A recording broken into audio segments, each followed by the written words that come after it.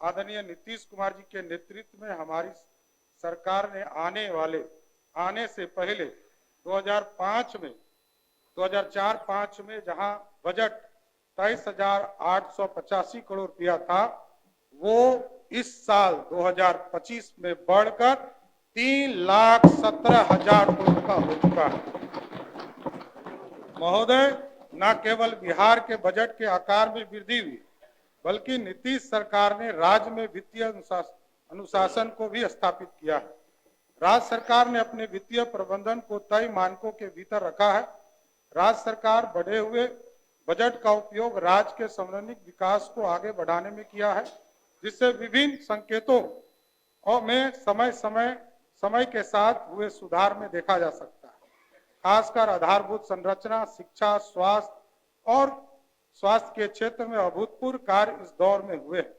राज्य की जनता ने जो विश्वास हम पर जताया है, उस विश्वास के माध्यम से हम राज्य को विश्वास के विभिन्न आयामों के नए स्तर पर ले जाने के लिए संकल्पित है। कुल मिलकर राज्य में आर्थिक एवं राजकोषीय नीति के बारे में संक्षिप्त रूप से सदन को अवगत कराना चाहूंगा कि हमारी सरकार ने वित्तीय समेकन एवं अनुशासित वित्तीय ढांचा को सुदृढ़ करते हुए जहां एक ओर राजस्व बचत को 2024-25 के 1121 करोड़ दशमलव 41 करोड़ रुपया से बढ़ाकर वित्तीय वर्ष 2025-26 में 8,831.18 करोड़ किया है। वहीं दूसरी ओर राजकोषीय उत्तरदायित्व एवं बजट प्रबंधन अधिनियम द्वारा निर्धारित राजकोषीय घाटा को सकल राज्य घरेलू उत्पाद पर 3% की निर्धारित सीमा के भीतर रखा है। इस बजट में अनेकों संस्थागत नीतियों को सहज और सुगम बनाया गया है। साथ ही निजी निवेश को प्रोत्साहित किया गया है। राज्य के आर्थिक विकास की गति को तेजी प्रदान करने के लिए रोजगार युक्त निवेश को बढ़ावा दिया गया है। माननीय अध्यक्ष महोदय, माननीय सदस्य एवं आम जनता की जानकारी हेतु 2025-26 के बजट का सारांश सदन के समक्ष प्रस्तुत करता हूं। वित्तीय वर्ष 2025 में बिहार राज्य का आकार बजट 3,16,895.02 करोड़ रुपया है, जो वित्तीय वर्ष 2024-25 के बजट आकार से 38,169 करोड़ रुपया अधिक है। वित्तीय वर्ष 2025-26 में वार्षिक स्कीम का बजट जहां 1,16,000 करोड़ रुपया 750 करोड़ रुपया रखा गया है, जो वित्तीय वर्ष 2024-25 से लगभग 16,750 करोड़ रुपया अधिक है। वित्तीय वर्ष 2025-26 में स्थापना एवं प्रतिव्यय व्यय का बजट अनुमान 2,01,35 करोड़ रुपया है, जो वित्तीय वर्ष 2024 के बजट अनुमान से लगभग 21,429 करोड़ रुपया अधिक है। वित्तीय वर्ष 2025-26 में कुल व्यय की स्कीम द्वारा व्यय 36.84% है एवं स्थापना एवं प्रतिबद्ध व्यय 63.16% है। वित्तीय वर्ष 2025-26 में कुल पूंजीगत व्यय 64,894.76 करोड़ रुपया अनुमानित किया गया है, जो कुल व्यय का 20.48% जिसमें है। पूंजीगत परिव्यय वर्ष 2025-26 में 40,531 करोड़ रुपया का पूंजीगत परिव्यय अनुमानित किया गया है, जिसमें सामान्य सेवा में 5,899 करोड़, सामाजिक सेवाओं में 9,369 करोड़ रुपया एवं आर्थिक सेवा में 25,262 करोड़ रुपया राशि प्रस्तावित है। ऋण अदायगी 2025-26 में 22,819 करोड़ रुपया की राशि ऋण के रूप में वापस की जानी है, जिसमें से 1,694 करोड़ की राशि केंद्र के ऋण की है और 21,124 करोड़ रुपये की राशि पूर्व में लिए गए आंतरिक ऋणों के से संबंधित है। ऋण एवं पेशगियों वर्ष 2025-26 में राज्य द्वारा 1543 करोड़ रुपए का ऋण दिया जाना प्रस्तावित है, जिसमें से मुख्यतः Bihar student credit card scheme हेतु 1000 करोड़ रुपया, ग्राम एवं लघु उद्योगी के लिए 395 करोड़ रुपया, बिजली परियोजना के कंपनियों के लिए 78 करोड़ रुपया, परिवहन सेवा हेतु 30 करोड़ रुपया, सरकारी कर्मचारी के लिए 39 करोड़ रुपया दिया जाना है। पूर्व से दी गए ऋणों की वापसी से राज्य सरकार को 525 करोड़ रुपया राशि की प्राप्त होना अनुमानित है। इस प्रकार कुल शुद्ध ऋण 1017 करोड़ रुपया दिया जाना प्रस्तावित है। वित्तीय वर्ष 2025-26 में कुल राजस्व 2,52,000 करोड़ रुपया अनुमानित किया गया है, जो कुल व्यय का 79.52% एवं वित्तीय वर्ष 2024-25 के बजट के अनुमान से 26,323 करोड़ रुपया अधिक है। वर्ष 2025-26 में वेतन, पेंशन, ब्याज भुगतान एवं ऋण वापसी पर 1,60,696 करोड़ रुपया का व्यय अनुमानित है, जिसमें वेतन, सहायक अनुदान, वेतन एवं संविदागत वेतन सहित हेतु 81,473 करोड़ रुपया, पेंशन हेतु 33,389 करोड़ रुपया, ब्याज भुगतान हेतु 23,013 करोड़ रुपया, ऋण वापसी पर 22,819 करोड़ रुपया अनुमानित है। वित्तीय वर्ष 2025-26 के कुल राजस्व प्राप्ति 2,60,000 करोड़ रुपया अनुमानित है, जो पिछले वित्तीय वर्ष के 2024-25 के अनुमान के से 34,033 करोड़ रुपया अधिक है।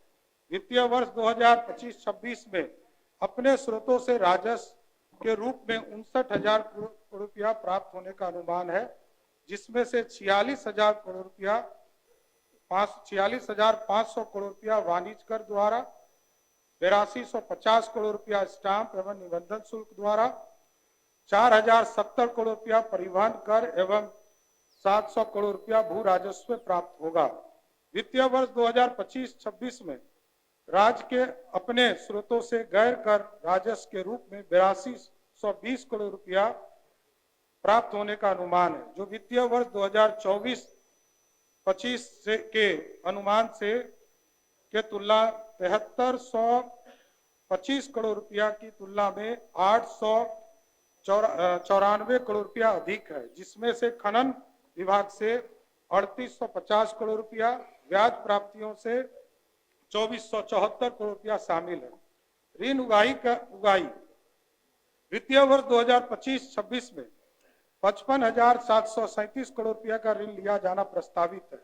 राज्य के आंतरिक ऋण में भारतीय रिजर्व बैंक के माध्यम से बाजार ऋण 51,758 करोड़ रुपया, नबार्ड से 2500 करोड़ रुपया, राष्ट्रीय आवास बैंक से 200 करोड़ रुपया, भारतीय लघु उद्योग बैंक विकास बैंक से 200 करोड़ रुपया, वाई एजेंसी एवं एशियन डेवलपमेंट बैंक, विश्व बैंक इत्यादि से 1,079 करोड़ रुपया, कुल 55,737 करोड़ रुपया का सकल ऋण लिया जाना प्रस्तावित है।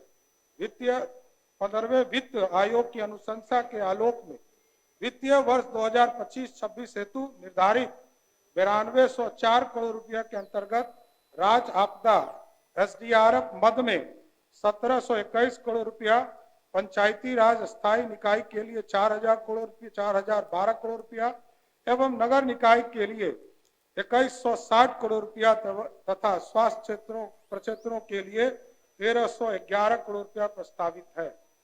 षष्ठम राज्य वित्त आयोग की अनुशंसा के आलोक में 2025-26 में स्थानीय निकायों को 7,818 करोड़ रुपया का अनुदान प्रस्तावित है, जिसमें 4667 करोड़ रुपया रेगुलेशन के रूप में तथा 3151 करोड़ रुपया अनुदान के रूप में प्रस्तावित है। 7818 करोड़ रुपया में पंचायती राज संस्थानों को 5,082 करोड़ रुपया तथा शहरी निकाय को 2736 करोड़ रुपया प्रस्तावित है। वर्ष 2025-26 में राजस्व अधिशेष 68,831 करोड़ रुपया अनुमानित है।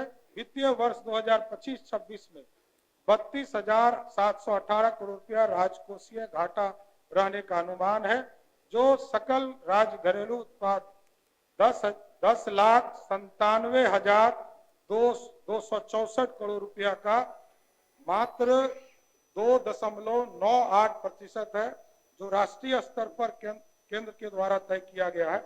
उसके द्वारा की 3% के नीचे रहे, उसको भी रखा गया है। केंद्र सरकार से प्राप्तियां। केंद्र करों में राज्य की हिस्सेदारी के 2024-25 में 1,13,011 करोड़ रुपया अनुमानित थी, जो 2025-26 में अनुमान है कि 1,13,000 करोड़ की जगह पर इस वित्तीय वर्ष में 1,38,515 भारत सरकार के द्वारा देने का कर, केंद्रीय करों में हिस्सेदारी देने का निर्णय लिया। वित्तीय वर्ष 2025-26 में राज्य को केंद्र सरकार से सहायता अनुदान के रूप में 54,575 करोड़ रुपया प्राप्त होने का अनुमान है, जो वित्तीय वर्ष 2024-25 के बजट के अनुमान 52,160 करोड़ से 2,414 करोड़ रुपया अधिक है, जो वित्तीय वर्ष 2025-26 में अनुमानित 54,575 करोड़ रुपया राशि निम्नलिखित है। केंद्र प्रायोजित स्कीम में लगभग 45,000 करोड़ रुपया आना है। वित्तीय 15वीं वित्त आयोग, जिसमें 9,204 करोड़ रुपया, राज्य आपदा कोष में 1,721 करोड़ रुपया, ग्रामीण स्थानीय निकायों को अनुदान के लिए 4,012 करोड़ रुपया, शहरी स्थानीय निकाय को अनुदान के लिए 2,160 करोड़ रुपया, स्वास्थ्य परिषद को अनुदान के लिए 1,311 करोड़ रुपया, केंद्रीय क्षेत्र स्कीम में 9 करोड़ रुपया। ऋण प्रबंधन, बेहतर वित्तीय प्रबंधन के लिए के कारण 2024-25 के अंत में कुल बकाया ऋण 3,32,740 करोड़ रुपया है, जो राज्य के सकल घरेलू उत्पाद का 38.94% है। यह 15वें वित्त आयोग की अनुशंसा अधिकतम 40.4% के अधीन है। अनुसूचित जातियां एवं अनुसूचित जनजातियों के लिए कंकांशित राशि। अनुसूचित जनजाति एवं अनुसूचित जनजाति के पर व्यय होने वाली राशि की अलग से लघु शीर्ष में प्रदर्शित किया जाता है, ताकि उक्त राशि का व्यय अनुसूचित जनजाति एवं जनजाति के समुदाय के सीधे लाभ के लिए किया जा सके और राशि का व्यय अन्यत्र नहीं किया जा सके। वित्तीय वर्ष 2025-26 में अनुसूचित जातियों के लिए 19,648 करोड़ रुपया अनुमानित किया गया है। अनुसूचित जनजाति के लिए 1,735 करोड़ रुपया प्रावधान किया गया है। सर्वाधिक खर्च। राज्य सरकार द्वारा 2025-26 में शिक्षा विभाग पर 60,964 करोड़ रुपया का व्यय करने की सरकार की योजना है। स्वास्थ्य विभाग पर 20,335 करोड़ रुपया।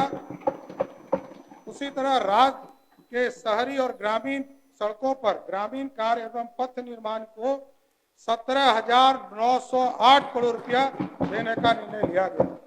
गृह विभाग को लगभग 17,831 करोड़ रुपया। उसी तरह ग्रामीण विकास पर 16,093 करोड़ रुपया का व्यय अनुमानित किया गया है।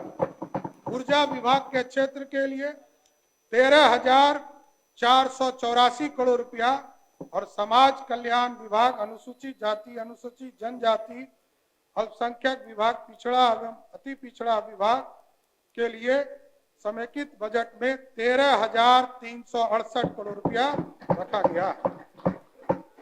महोदय, मैं अब वित्तीय वर्ष 2025-26 के लिए प्रमुख घोषणाओं की जानकारी सदन के समक्ष प्रस्तुत करता हूं। राज्य के 21 कृषि उत्पादन बाजार समिति के आधुनिकीकरण एवं समुचित विकास के लिए 1289 करोड़ की लागत से योजना का कार्यान्वयन किया जा रहा है।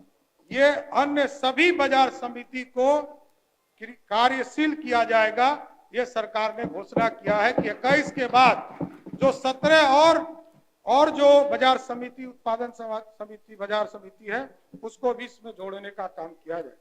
राज्य सरकार द्वारा नेशनल कोऑपरेटिव, एनसीसीएफ, नेफेड इत्यादि के समन्वय कर बिहार में एमएसपी पर अरहर, मूंग और उड़द दाल को भी खरीदने का काम, जिस तरह धान अधिप्राप्ति करते हैं उसी तरह करने का काम सरकार करेगी। राज्य के सभी अनुमंडल एवं सभी प्रखंडों में कोल्ड स्टोरेज की स्थापना चरणबद्ध रूप से करने की घोषणा सरकार करती है।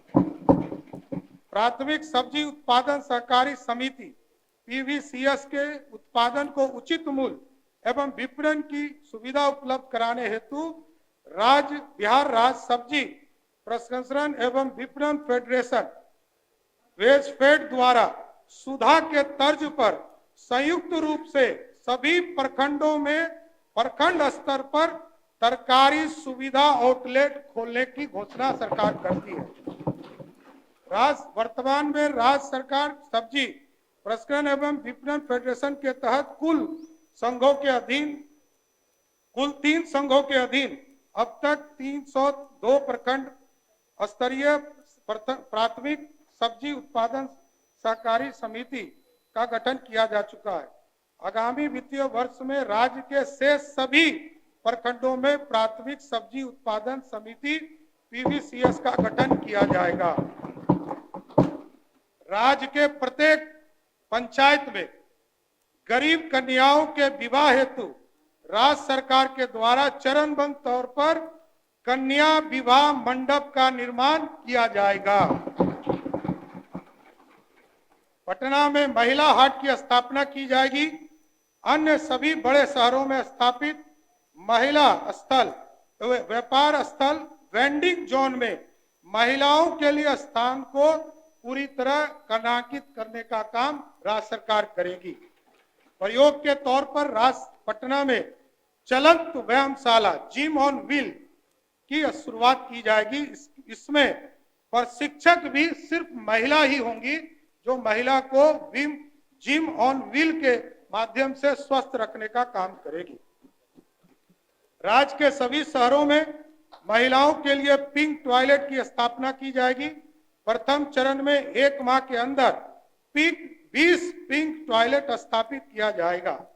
राज्य के सभी जिलों में बस स्टैंड को चरणबद्ध तरीके से आधुनिक रूप से विकसित किया जाएगा। बिहार औद्योगिक निवेश प्रोत्साहन नीति 2025 तैयार किया जा रहा है, जो राज्य के औद्योगिक विकास को गति देने, निवेश आकर्षित करने के उद्देश्य से एक गतिशील तंत्र के रूप में कार्य करेगी। यह नीति वर्तमान में निवेश की जरूरत को यथासंभव सहयोग करते हुए निवेश के लिए राज्य को एक आकर्षित केंद्र के रूप में विकसित करने में सहयोग करेगी। इसका लाभ राज्य में आर्थिक विकास के लिए विकास के साथ साथ रोजगार सृजन के रूप में होगा। अस्थायी और वैकल्पिक ईंधन के उपयोग के लिए प्रोत्साहित करके राज्य के प्राकृतिक संसाधनों का अधिकतम मूल्यवर्धन एवं रोजगार सृजन हेतु बिहार बायोफ्यूल्स उत्पादन प्रोत्साहन नीति 2025 लागू की जाएगी। पर्यावरण चुनौती एवं नवीकरण ऊर्जा विकल्प की बाजार में मांग के कारण निजी कंपनी तेजी एवं तेल विपणन कंपनियों द्वारा राज्य में कंप्रेस्ड बायोगैस इकाई की स्थापना की जाएगी। यह हमारी ऊर्जा जरूरतों एवं स्थानीय स्तर पर पर्यावरण को बिना प्रभावित किए हुए स्वच्छ स्रोतों से पूर्ण करने में सहयोग करेगी। किसानों की आय में वृद्धि एवं पर्यावरण अस्थिरता के साथ औद्योगिक विकास एवं संतुलित क्षेत्रीय विकास को बढ़ावा देने तथा रोजगार में नए अवसर विकसित करने के उद्देश्य से बिहार खाद्य प्रसंस्करण नीति 2025 लाई जाएगी। महोदय, बिहार में खाद्य प्रसारण से जुड़े उद्योग के लिए बृहद संभावना है, जिसको बढ़ावा देने के लिए यह नीति मील का पत्थर साबित होगा। बिहार को एक प्रमुख फार्मास्यूटिकल एवं और चिकित्सा उपकरण विनिर्माण केंद्र के रूप में बढ़ावा देने, फार्मास्यूटिकल क्षेत्र के द्वारा पर्यावरण अनुकूल विनियम प्रथाओं को बढ़ावा देने, अनुसंधान एवं विकसित परिस्थिति तंत्र के समग्र विकास के शैक्षणिक एवं औद्योगिक विकास के अवसर पर प्रोत्साहित करके फार्मास्यूटिकल क्षेत्र के लिए एक नवाचार और अनुसंधान एवं विकास केंद्र बनाने तथा राज्य में रोजगार सुविधा को बढ़ावा देने के लिए उद्देश्य से बिहार फार्मास्यूटिकल प्रमोशन पॉलिसी 2025 लागू की जाएगी। बिहार में प्लास्टिक निर्माण क्षेत्र आर्थिक विकास में महत्वपूर्ण योगदान दे रहा है। इस क्षेत्र में राज्य में प्लास्टिक विनिर्माण के लिए बिहार प्लास्टिक विनिर्माण प्रोत्साहन नीति 2000 लागू की जाएगी। उद्यमिता विकास संस्थान का जीर्णोद्धार करके सेंटर ऑफ एक्सीलेंस के रूप में विकसित किया जाएगा। राज्य के प्रमुख शहरों में कामकाजी महिलाओं के लिए को स्वस्थ एवं सुरक्षित वातावरण उपलब्ध कराने के दृष्टिकोण से कामकाजी महिलाओं के लिए छात्रावास की स्थापना एवं संचालन हेतु पृथक नियमावली कार्य योजना तैयार किया जाएगा। गुड़ के विकास के लिए एक सेंटर ऑफ एक्सीलेंस की स्थापना पूसा में समस्तीपुर में की जाएगी। देश के चिन्हित स्थान हैदराबाद, बेंगलोर, मुंबई, दिल्ली, एनसीआर, कोलकाता, गुवाहाटी, सूरत, लुधियाना, कोयम्बटूर एवं चेन्नई में प्रवासी परामर्श निबंधन केंद्र माइग्रेशन काउंसलिंग कम रजिस्ट्रेशन सेंटर स्थापित किया जाएगा, जिससे राज्य के प्रवासी श्रमिकों को लाभ मिल जाएगा। वर्तमान में 534 प्रखंडों में से 358 प्रखंडों में अंगीभूत राजकीय डिग्री महाविद्यालय नहीं है। इस प्रखंडों में चरणबद्ध तरीके से एक एक डिग्री कॉलेज सरकारी या निजी सुनिश्चित की जाएगी। निजी क्षेत्र के सहयोग से राज्य में नए निजी मेडिकल कॉलेज संचालित किए जाएंगे। निजी जन भागीदारी पीपीपी मोड के आधार पर नए सरकारी मेडिकल कॉलेज खोले जाएंगे। राज्य के बड़े अनुमंडलों में अस्पताल के अतिरिक्त एक अन्य रेफरल अस्पताल का निर्माण किया जाएगा। राज्य सरकार द्वारा लोक स्वास्थ्य प्रबंधन संवर्ग का सृजन किया जाएगा, जिससे कि स्वास्थ्य सेवा को और मजबूती किया जा सके। संपूर्ण राज्य में शहरी क्षेत्र के लिए, विशेष रूप से वंचित वर्ग के लिए, स्लम क्षेत्रों के इत्यादि के लिए नगर चिकित्सा सुविधा केंद्र की स्थापना की जाएगी, जिसमें प्रथम चरण में राज्य के सभी 9 प्रमंडलों के जिला मुख्यालयों में 108 चिकित्सा केंद्र की स्थापना की जाएगी। कैंसर जैसी गंभीर बीमारी की रोकथाम एवं इलाज हेतु बिहार कैंसर केयर सोसाइटी की स्थापना की जाएगी। और सबसे अधिक बिहार में बेगूसराय जिले में कैंसर के मरीज पाए जाते हैं, तो बेगूसराय जिले में एक कैंसर अस्पताल की स्थापना किया जाएगा।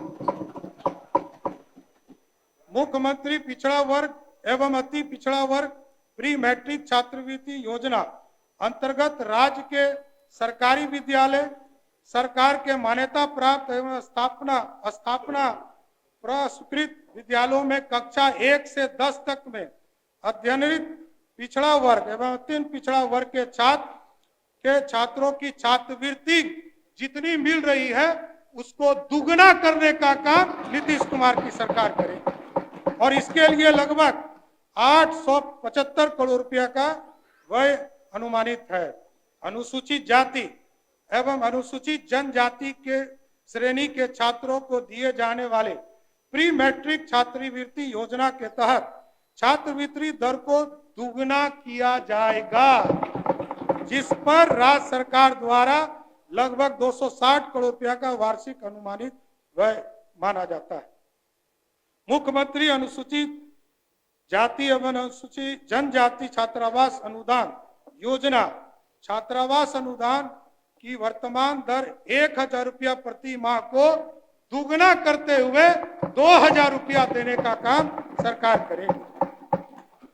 अनुसूचित जाति एवं अनुसूचित जनजाति की आबादी वाले वैसे प्रखंड 40 प्रखंड जिसमें 50,000 या उससे अधिक आबादी है, पूर्व से आवासीय विद्यालय संचालित नहीं है, उसमें 720 वाले विद्यालय की स्थापना की स्वीकृति हम लोग करने का काम करेंगे।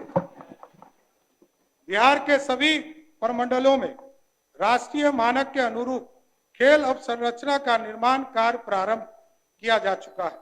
माननीय मुख्यमंत्री जी के निर्देश पर पटना प्रमंडल के पुनपुन प्रखंड में 100 एकड़ की भूमि चिन्हित कर भूमि अधिग्रहण की प्रक्रिया पूर्ण कर खेल अवसंरचना का निर्माण प्रारंभ की योजना है।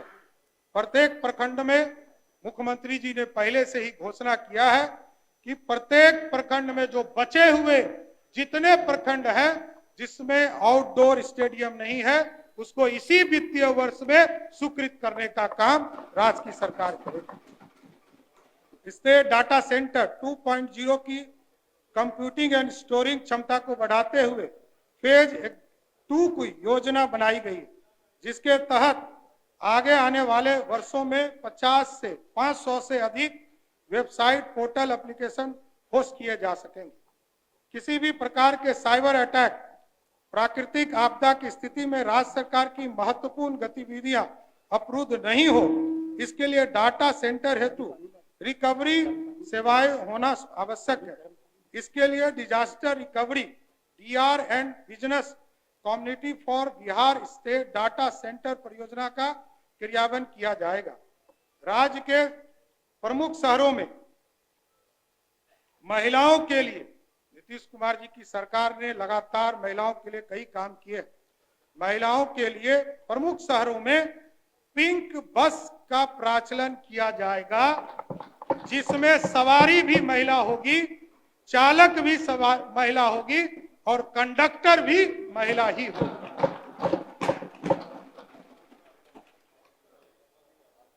चालक और कंडक्टर के रूप में महिलाओं को प्रशिक्षित किया जाएगा तथा बिहार राजपथ परिवहन निगम से संचालक, चालक, कंडक्टर, डिपो मेंटेनेंस स्टाफ के पद पर महिलाओं के लिए 33% आरक्षण की व्यवस्था की जाएगी। महिला स्वरोजगार को बढ़ावा देने हेतु महिला चालकों को ई रिक्शा एवं 2 पहिया वाहन की व्यावसायिक प्रचलन हेतु क्रय करने का नगद अनुदान प्रावधान किया जाएगा। राज्य के सभी प्रमुख शहरों में महिला वाहन परिचालन प्रशिक्षण केंद्र की स्थापना की जाएगी, जिसमें प्रशिक्षक भी महिला ही होंगे। राज्य के नहर के किनारे खाली जगह एवं बांधों पर सोलर प्लांट स्थापित किए जाएंगे। मैं गर्व के साथ बिहार ग्रीन डेवलपमेंट फंड की घोषणा करता हूं। इसमें प्रारंभिक सीड फंडिंग के रूप में राज्य सरकार द्वारा 25 करोड़ रुपया का निवेश किया जाएगा। यह फंड सीड फंडिंग की तुलना में कई गुना निवेश को आकर्षित करने का काम करेगा। राज्य में वायु गुणवत्ता के सुधार हेतु वायु प्रदूषण नियंत्रण हेतु 116 करोड़ रुपया की लागत से Bihar clean air transformation smoke tower की स्थापना की जाएगी, जिससे कि वातावरण पूरी तरह सुरक्षित होने का काम करेगा। पर्व त्योहार विशेषकर महिलाओं द्वारा संचालित छठ पर्व पूजा के अवसर पर धार्मिक पर्यटन योजना की शुरुआत की जाएगी। इसमें होम स्टे को प्रोत्साहित करने के लिए राज्य सरकार द्वारा हर संभव मदद प्रदान किया जाएगा। प्राथमिकता के आधार पर महिलाओं को पर्यटक गाइड के रूप में प्रशिक्षित कर रोजगार का अवसर उपलब्ध कराया जाएगा। अध्यक्ष महोदय, देश के यशस्वी प्रधानमंत्री जी और आदरणीय मुख्यमंत्री के नेतृत्व में हवाई अड्डे का भी निर्माण का काम तेजी से चल रहा है।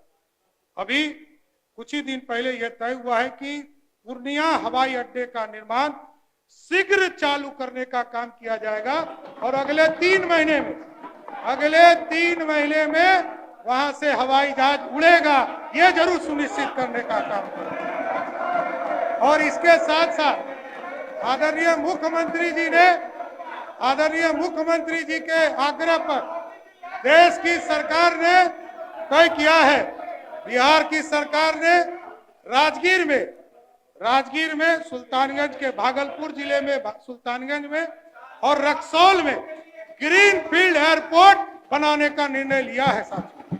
इसके साथ साथ इसी तरह छोटे हवाई जहाज के लिए वाल्मीकि नगर, भागलपुर, बीरपुर, मधुबनी, मुंगेर, सहरसा और मुजफ्फरपुर में हवाई का सेवा शुरू करने का काम भारत की सरकार, राज्य सरकार करेगी मिलकर। देश के कुछ अन्य मेट्रो शहर दिल्ली और मुंबई के अलावा बिहार में इंटीग्रेटेड सेंटर ऑफ बिहार की स्थापना की जाएगी, जिसके बहु में उपयोग होंगे। बिहार की पारंपरिक शिल्प, हस्तकला इत्यादि एवं का प्रचार होगा। बिहार की लोक कला एवं संस्कृति के प्रसार के लिए संस्कृति एवं पर्वों एवं त्योहार का आयोजन किया जाएगा। बिहारी खाद्य व्यंजन का प्रचार प्रसार होगा। बिहार में निवेश हेतु इन्वेस्टमेंट प्रमोशन सेल का कार्यालय होगा। बिहार फाउंडेशन का कार्यालय होगा। बिहार के लोगों के लिए बिहार भवन, बिहार सदन के तर्ज पर आवासन की सुविधा उपलब्ध कराने हेतु कार्यों के लिए एक समेकित केंद्र स्थापित किया जाएगा। जिस तरह आदरणीय मुख्यमंत्री के नेतृत्व में आज देश में सबसे ज्यादा यदि महिला पुलिस भर्ती हुई है तो वो सबसे ज्यादा बिहार में हुआ है। उसके आवासन की भी चिंता माननीय मुख्यमंत्री जी ने किया है। महिला सिपाहियों को, उसी के लिए आ रहा हूं, महिला सिपाहियों को पदस्थापन थाने के आसपास आवासन सुनिश्चित करने के लिए राज्य सरकार द्वारा किराए पर आवास लेकर आवासन की सुविधा उपलब्ध कराने का काम करेगी। वित्तीय वर्ष 2025 में मौसम विभाग संबंधित आपदाओं के जोखिम को कम करने के उद्देश्य से एक सुदृढ़ एवं सक्षम multi hazard early warning system के अंतर्गत एक hybrid Doppler weather radar network के निर्माण का प्रस्ताव है। इस हेतु प्रथम चरण में चंपारण जिले और भागलपुर जिले में इसकी स्थापना करने का काम किया जाएगा, जिससे कि सही समय वेदर का पूरा स्थिति हम आकलन कर सके। वित्तीय वर्ष 2025-26 में निबंधन की प्रक्रिया को राज्य के सभी निबंधन कार्यालयों में पूर्णतः पेपरलेस किया जाएगा। देश या देश के बाहर रहने वाले लोग भी होंगे, वो ऑनलाइन निबंधन कराने का काम कर सकेंगे, उनको आने की जरूरत नहीं पड़ेगी। इसी तरह एक महत्वपूर्ण जानकारी, हमारी सरकार आदरणीय मुख्यमंत्री नीतीश कुमार जी के नेतृत्व में, जहां आपको याद होगा कि जब मुख्यमंत्री नीतीश कुमार जी आए थे तो उन्होंने कहा था 6 घंटे में हम पटना पहुंचे, फिर कहा 5 घंटे में हम पहुंचाने का काम करेंगे, और आज नीतीश कुमार जी ने तय किया है कि 2027 तक हम इसको 4 घंटे में प्रदेश के मुख्यालय पहुंचाने का काम करेंगे। अध्यक्ष महोदय, आगे राज्य सरकार के महत्वपूर्ण विभागों की उपलब्धि जानकारी सदन के पटल पर रखता हूं, आगे सदन को मैं उपलब्ध करा देता हूं। धन्यवाद।